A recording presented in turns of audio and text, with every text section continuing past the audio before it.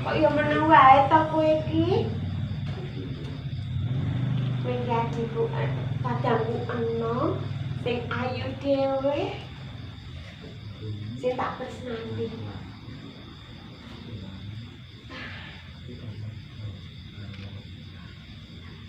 Kang Mas. Piro-piro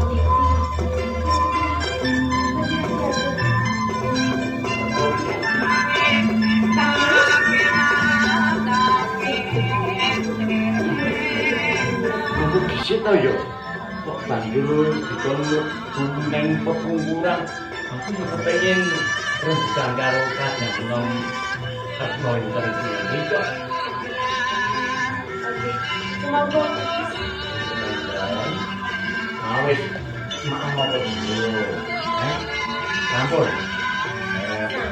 Sing jantung aku iki jare kedape iki calon kaya kadangmu tuwa Retno Wigati, mula jenengmu Retno Interview sebabnya besok kowe kan bakal nyuli Mbak Yuni.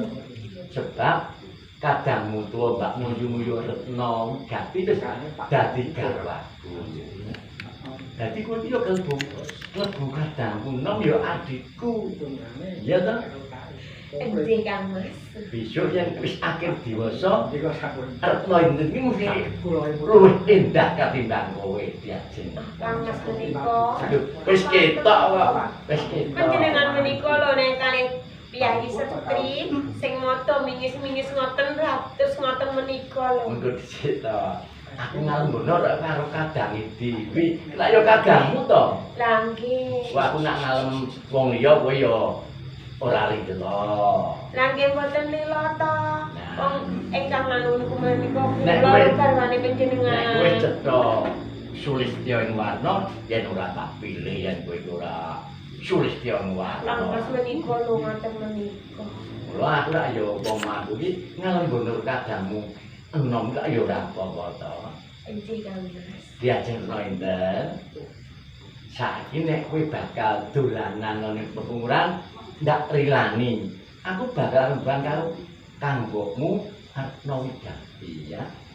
Sing banter tok nyuwara ki aku ora krungu jare aku kepengin suaramu kaya ngopo lho. Galak ora. Nggih. Wah, galak niki. Nek miturut ibune iki yo galak. Ah nggih. Wis ngono ndak lilani. Pemahaman dhisik ning pepungkuran ya. Diteruske ya. Diajeng. Kadangmu enom kan. Pripun Kang Mas? Wis ketok. Yen besok kan bisa nyambung sejarah ing Kadipaten Pandangan. Omong katen Kang Mas. Wis ketok kok. Apa kuwi jenenge? Wahyune ya cara dene iki udodane wis ketok. Ya klebu sliramu, lah sliramu ki saiki dadi garwane pun Kakang. Ya mung kowe kan bisa nyambung sejarah ing Kadipaten Pandangan wis. Mergane marang Dipati Suropangga. Aku supaya mbeting Kadipaten Pandangan wis. Mau aku dibang diparingi sliramu. Nanging panjenengan Piye? estu tresna kalih kula Kang Mas. Napa amargi tresna kalih kula mergo menika? Menika sapa? Niku wau lho. Amargi namung diparingi kula. Monggo dhisik, Pak. Paringi kula. Oh mergo aku diterimake, paring teriman kuwi mergo aku bisa mbetengi Kadipaten ngono apa? Nggih. Ora, cak temene aku jane. Lah ing jenggo wis suwi. Ah, nyatet Tenan. Estune Kang Ini kok Mas.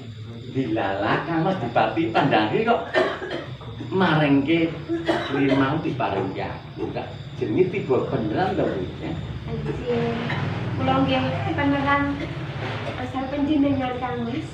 kebeneran Anjir, sing beneran ku ra mung kowe napa mekaten? aku go kebeneran mergane kuwi kejaba sliramu isih muda lan Sulistya Warna lan senajan putring prajurit agemamu rak ya ageman prajurit ayo ta Anjir Kang. sak ngene wae Pripun ta? aku kepengin yen kuwi kapinjun sok rerepen aku kepengin suaramu kaya ngopo diajeng iki Oh, suara kula menika lho kados bledek. ya senajan kaya ngopo ning rene citramu ki endah citramu kuwi suwes yang warna dadi kena kanggo nyamudono suaramu kan kaya bledek mawon ya jan ora kok bledek wong Kados napa Kang Mas? Lah mengke panjenengan mboten ninggalke kula ngoten lho. ora Amargi kula Suara- swanten kula ngatos ngeten. suaramu nyanyi tanyut nurut tusuk bisa gawe kumeceping atipun kakak Kang Mas menika lho. ya coba kendang diri aku selaras ronto cari ayo Aduh, wah banget bagus. coba Pak. Bagus jaring ati. iya aku pancen pepejane atimu lho ati Kaya ngene. Bukan ngandang asmara. apa mung awakku dhewe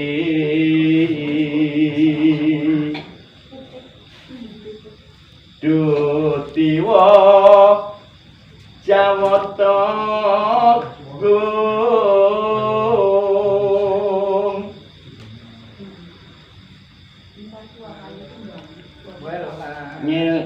nyeli ngono marang pun kakang taun ana windanana sumanding sliramu piye Aduh Kang Mas. Pating trecep rasanipun raos kula Kang Mas. tenan apa Anjih, katon endah wontenipun Kang Mas. tekan ngendi nggonku rerepen mau aku nganti lali mergo aku bingung nyamang endahing pasuryamu Kula nggih kesupen Kang Mas. iya Anjih. yen kowe kelingan tulung aku elingno aku pancen lali tenan mergo aku kegiwang ketungkul nyawang sliramu kang endah kuwi mau Nggih ngaten Kang Mas. Piye? Menawi mboten. Terima Anjih, Ora kula tak ngaten gede. Anjih Kang Mas mboten Ya. menapa. yen ngono ayo Anjih. saiki lenggah saja kalaupun kata aku kan kelingan marang rikala dhewe ditemokake dening Kang Mas Adipati Suropanggahe Pandanake. Kula ngene. Rehne saiki Kang Mas Adipati Suropanggahe wis surut paling kasijan dadi. Kang nikel pangungsa Kadipaten Panggananipun pun kakang. Lan sliramu lan kadangmu nom retna inten kuwi mah. Ngono ngene. Saupama mengko ana utusan saka ing Praja Majapahit senajan sliramu kuwi wanita. Sliramu kudu bebarengan karo ngadepi prajurit ing Majapahit ya. Nggih Kang Mas.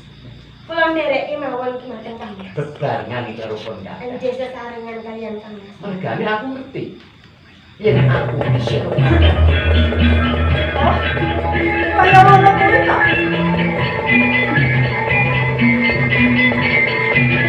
Panjenengan sampun suke kalian kula. Kang Mas sampun suke to kalian kula. Ya kowe iki sapa, Wonten dalem sewu. Panjenengan menika Sameten sinten? panjenengan menika. Yen aku pancen ora bakal selak. Aku Wirabrata, Senopati Agung Majapahit kang rikala semana aku diutus dening Sang Prabu Brawijaya Ngurpet supaya ngendhat Adipati Surapangga. Dipun utus ngendarat. Iya iya. Menapa pados wanita? Lho yen sekawit aku pancen diutus supaya ngendarat Adipati Surapangga ya ing kadipaten kene iki. Kula badhe nyuwun prisa. Takon apa? Kowe iki jane sapa? Menapa panjenengan sampun supe kalian garwa panjenengan rikala semanten? Kang Mas. Menika sinten emot Kang Mas mbok menawi Kula rumaosi kok Kang Mas, kula menika sampun sepuh wis Ora. kagungan putra yen dipun tandhingaken kalian putri menika nggih tebih sanget nggih to. Sajake wong aku. Nggih mboten dados menapa Kang Mas ketinggalan mboten lho. Yo ning sepur dhisik ta sakupama. Sampama wong wadon iki ana sambunge karo aku, ora yo ora duka to. Ora duka ki wong ayu ora kok duka, Terus Coba tak takon. Nggih. Ora. Cahayu. Sak temene kowe iki sapa? Aku Senopati Majapahit Wirabrata. Aku ora bakal selak. panjenengan menika Ning prisa apa etok-etok tambuk? yo jane aku capek-capek Tambur yo iso. Pak, Lah wong kejaba kuwi lak ngadepi aku ngono ya ngrumangsani kok Pak. Yen to lali karo aku ya saukur wong aku wis tuwa kaya Nyuwun sewu, Pak. Nyuwun sewu, Pak. Ngene lho. Kepareng kula badhe nyuwun prisa.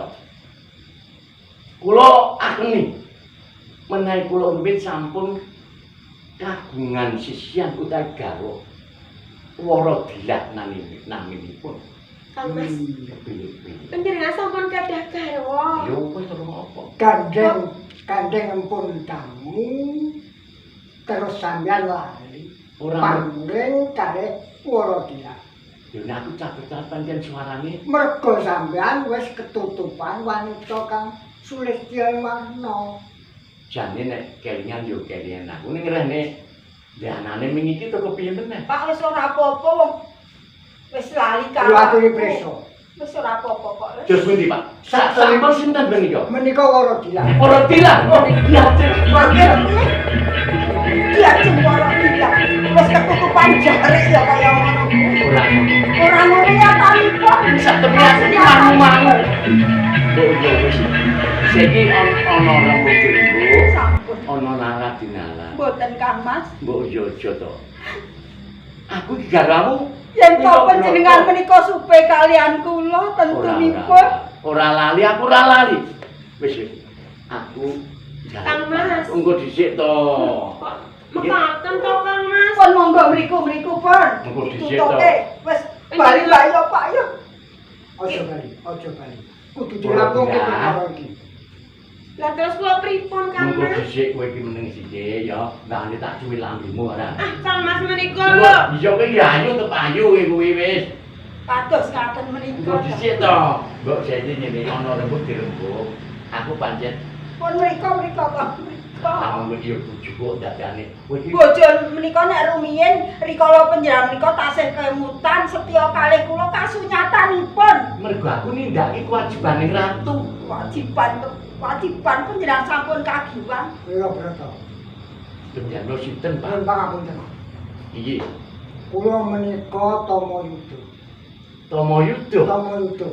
Kula capet-capet kemutan mari Tamayuda niku. Rumiyin kula Senopati Majapahit iki terus. Ning gandeng kula sampun kendel. Nggih. Kula sampun ngaman dita. Lajeng wonten sabetipun kok penyajian kesesaran kalian garwa kula Kula aturi bilang. prisa. Iya.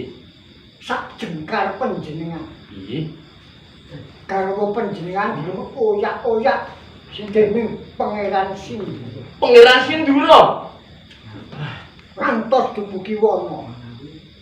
Kula sampun gaito. Waradila gandeng gerbini ngantos babaran wonten ing wana. Mijil kakung. Lajeng nggih Lajeng mirengi kula tengeri Jokowono. Betul. Larenipun Iya kula. panjenengan. Iya. Jokowono. Kowe putraku nggih. Ibumu ora dilah. Ibumu iki garo aku. Oh, kemutan. Sampun kemutan. Panjenengan menika mboten lumaosi kok rikala semanten panjenengan menika namung pinangka prajurit, nggih ta, Pak? Prajurit lucah. Iya wis to. Dipun dadosaken senopati agung ing Majapahit. Mergo kuwi Paling panjenengan. keblat.